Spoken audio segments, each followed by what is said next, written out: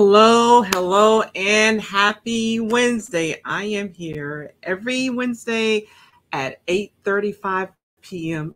Eastern. So welcome to my live session today about 10 high impact salary negotiation tactics for Black women. I'm Dr. Twanna, and today we're going to explore some essential tactics to effectively negotiate your salary, close that wealth gap, and claim the compensation that you truly deserve. Not something you should just be happy you got, but something that you thank you again for joining me on this transformative journey. And to those of you who are catching this on the replay, thank you as well. So I am going to hop over because you are more than welcome to leave your comments, and I'm just going to put this space over here so I can see when you make comments and I can read those or attend to those on the air. Again, welcome. I'm so glad that you're here. So when we start talking about negotiation and why it's so important, it really is, important to understand the wealth gap. So let's begin with some pretty sobering statistics, right? According to the American Association of University Women, women with a college degree face a $1.2 million loss of income over the courses of their careers due to salary disparities. So let me say that again. $1.2 million that women do not earn because of salary gaps between men and women, right? And for women who have a high school diploma, it's a $700,000 deficit that those women will never earn because of the salary gap. And then for women who have a professional degree, doctors, attorneys, lawyers, and all of those things, it's a $2 million gap, right? It's $2 million. That's a lot of money that's wasted. So when we talk about wage gaps, it affects not just your wallet right now, like today, but your future and your legacy. That's why it's so important when we talk about being able to negotiate. And let's be fair. I know for a while people have said that women don't negotiate. They don't negotiate. Women do negotiate, but they often get punished for negotiation. She's greedy. She's pushy. She's demanding, right? And so really we're going to talk about changing all of that narrative with some 10 high impact salary negotiations for Black women. Right? So let's jump right in. Again, put your comments put your comments or your questions in the comments, and I will address those while I am on air. So let's start with number one. Seems fairly simple, but it's really important. Number one, mindset shift. You have to move from an invisible mindset to an invaluable mindset. So that's the first one up. First up is mindset shift. You're not asking someone for a favor. You are asserting your right for the recognition. You do the work, you should be paid for it. That's what our country stands on here in the United States. If you work, you should be paid for it. That's what you're standing on. And so some of the things you can do before or as you're prepping for salary negotiation, don't forget about attending to those power poses. They actually work to bolster your confidence because they up your testosterone. That's why power poses work, right? And so when you are negotiation, remember, even as you're sitting, stand tall, right? And those shoulders back, right? And you want to be aware that you're meeting people to their eyes, because what you don't want is to be going like, I really deserve this raise because nothing about this posture says confidence. So you do want to, lift up those shoulders. You want to lift up your head and make eye contact with people and speak with confidence. Embody the worth that you're claiming, right? Number two, go research beyond just the basics, right? Know your worth and then some. So it's not just about salary. It's not just about the salary data, but consider your impact on company culture, right? You should have access, or if you don't, figure out Who can you go to within your company that will tell you the value that you're bringing in monetary terms, right? And sometimes this is not always possible, but if you have clients and you're, running projects and that kind of thing, you're bringing X amount of money to your company, or you are saving X amount of dollars for your company, your organization. You need to know what those figures are, because you can bring those up in negotiation, right? And so you want to consider your impact on your company, on the culture of the company, the team's morale, and client relationships, because guess what? Those things are all valuable. Those contributions are an invaluable part of negotiating, right? They're extremely valuable. And when you walk in without it, you walk in leaving stuff off the table, right? So again, research beyond the basics. Number 3, you want to build your bragging blueprint. I know I said that word bragging because some people's like, oh, I can't brag. So here's the thing.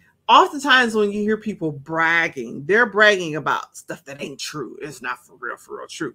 So your bragging blueprint is actually about what is true.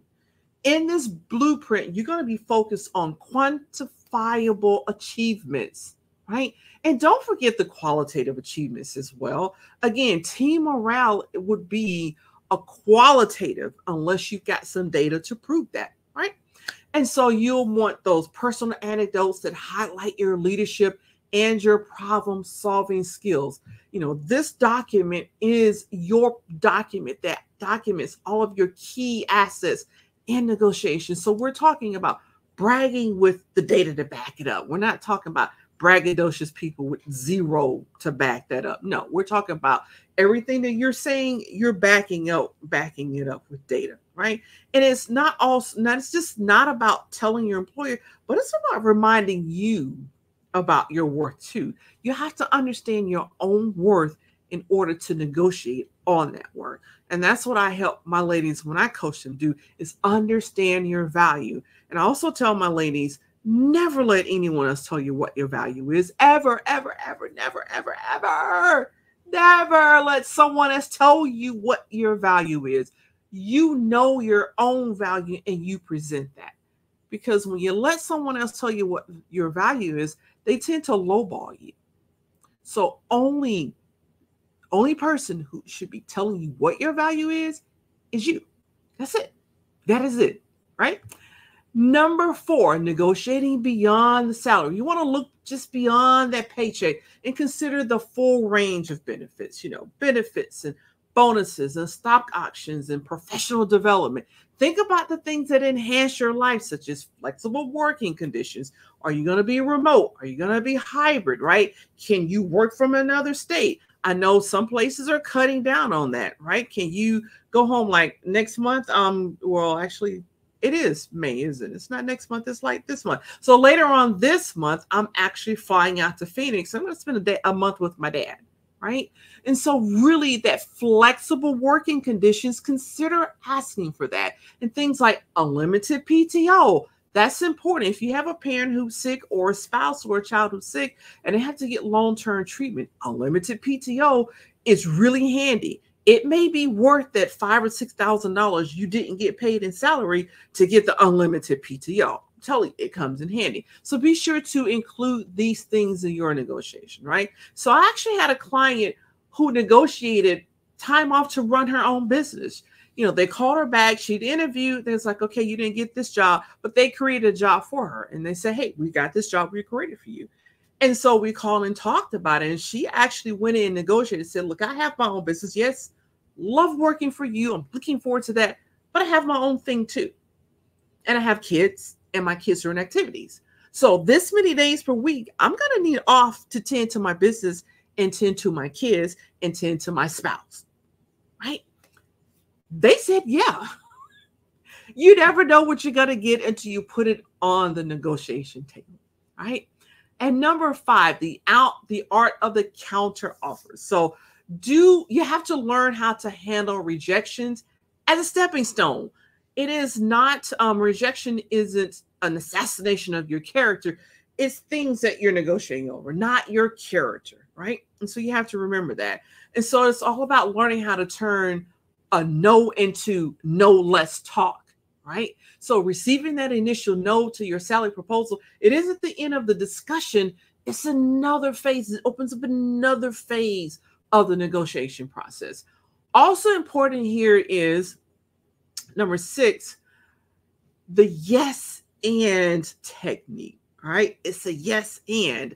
And so a simple yes when they offer you something, a simple yes, meaning that you, if not, you're acknowledging that initial office, right? Offer. And then you're also demonstrating respect for the process. And that, and it opens up a way for you to pave what you want to put in there so that you can confidently articulate your value and advocate for the compensation you deserve. So a no isn't a no. Learn how to turn that no into a no and let's talk. And a yes doesn't have to be yes, this is finally it. No, it's a yes and. Yes and. And that's when you step in the door with your counter offer, right?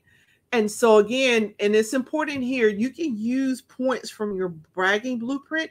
You can use points from that here to negotiate your value, right? And it's really great to already have this stuff laid out so you're not in the moment on the fly trying to come up with stuff because you get a little bit nervous. I mean, we're human, right? And you miss some things. But if you've already gotten that written out and it's here, you can like start bringing, so you don't like rush it all out like I don't remember anything. No, you can kind of let that trickle in, value after value after value after value after value, as you let that build and negotiate, right? And so number 7 is you do need to silence that inner saboteur, right? Before self-doubt creeps in, affirm yourself, or do use affirmations about your achievement. Have that bragging blueprint there. Compile evidence and visualize yourself negotiating confidently, because you're not just capable, you're exemplary. That's why you got to the place where you are. You have what it takes. You just got to silence your inner saboteur to remember that, right? Number 8, know when to fold them. Here's that Kenny Rogers song. Know when to hold them. Know when to fold. Okay, I don't sing. I'm a career coach. That's why I do career coaching. That's my business because I don't sing. But it's important for you to know when to fold them. In other words, understand what your walkaway point is. Before you ever get there, understand this is the lowest salary I can accept. And once you've established your minimum acceptable offer, which is based on industry benchmarks and based on your research, be prepared to walk away if your worth is not honored and recognized. Right? Just that simple. Because if someone else offers you this, someone else will too, and they'll offer you more. I kid you not. They will offer you more. I know it doesn't seem like it in the moment, but they will offer you more. But if you know what your minimum is when you walk in the door, you can negotiate on that. Again, if they say, look, understand this, we can't give you that in salary, but hey, here's a stock option. Here's a guaranteed bonus. We're guaranteed to pay out a bonus. That's why it's so important to look at all of the benefits, because sometimes a guaranteed bonus and a guaranteed stock option is worth way more than that $6,000, $7,000, $8,000 you were trying to negotiate for with your salary. So it just depends. Know your minimum when you're going in the door, right? Number 9, do work on building your support network, because you're not alone in this. Research says that when we feel isolated, depression feels worse, anxiety feels worse. So you're not alone in this because you have a whole support network, right? You have mentors and you have sponsors and you have friends, you have coworkers, and hopefully you have a career coach, right, in your corner, right? And also be sure that you're talking to people in your industry as well as outside, right? Because they can help you with sharing strategies and their experiences, which can then bolster your confidence and your negotiating prowess, right? And finally, number 10, long-term strategies for success is view negotiation as an ongoing process. Not I negotiated this and I'm done. No, view it as an ongoing process. Regularly update your achievements and stay informed about your industry trends. Know which jobs are going up, which ones are coming down, where pay is increasing, and where it's leveling out. All those things are important. I keep up with it for career coaching and for coaching overall, especially for career coaching. I know that. I look at the trends, what salary says, and what people are doing. Know that because you can leverage that in future negotiations, right? And so it's important that when you're negotiating, you're claiming the right to negotiate, not begging, and not as some people say, you should just be happy to be here. No, negotiating is your right.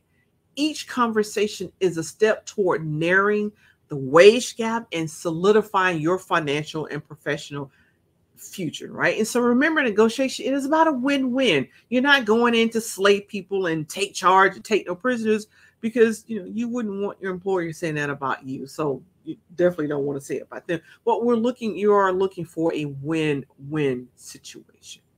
All right. So I do these 10 tactics, high impact salary tactics here for negotiation. So I do appreciate you for joining today's session. And if I can work a little magic, I'm going to drop a link for you. Right. And this link, well, let's do the title first. So this link is a link to, I have a blog article. I'm going to stick that out here, right? See if I can get that to work. I have a blog article out here, 10 high impact salaries, negotiation tactics for Black women. You are more than welcome to go and read in depth. Let's see if that works. There we go. I will circle around to all the platforms, right, to be sure that you have access to this blog article, but you can really sit down and go into depth about this, and even copy that or keep a copy of that by your side. So as you're preparing to negotiate, you know exactly where to go and what you should be doing. Thank you so much. If you found value in this live, hit that thumbs up button, hit the like button, and do subscribe to my channel. I would really appreciate that. And I'll see you back here on the next one.